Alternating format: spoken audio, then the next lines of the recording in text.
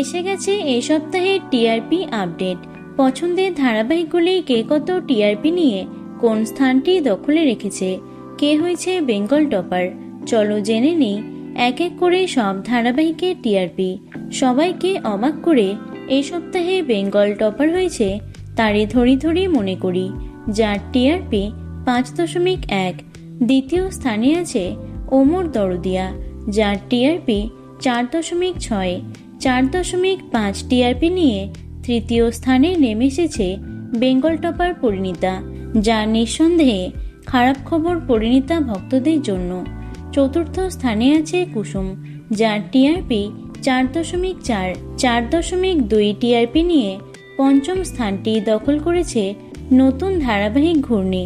ষষ্ঠ স্থানে আছে 3টি ধারাবাহিক, জোয়ারভাটা, পরশুরাম এবং বিদ্যা ব্যানার্জি, যাদের টিআরপি 4.1।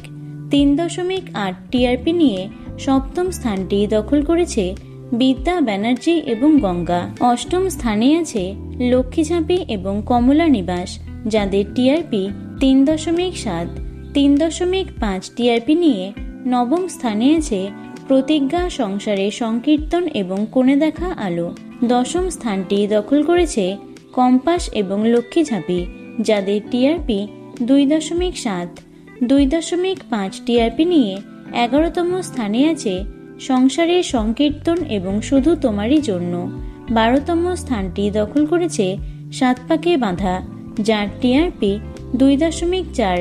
2.0 টিআরপি নিয়ে 13তম স্থানে আছে চিরদিনই তুমি যে আমার। 14তম স্থানটি দখল করেছে মিলন হবে কতদিনে এবং কম্পাস, যাদের টিআরপি 1.7। এবং সবশেষে 1.6 টিআরপি নিয়ে 15তম স্থানে আছে আনন্দী এবং রাঙামতি তীরন্দাজ।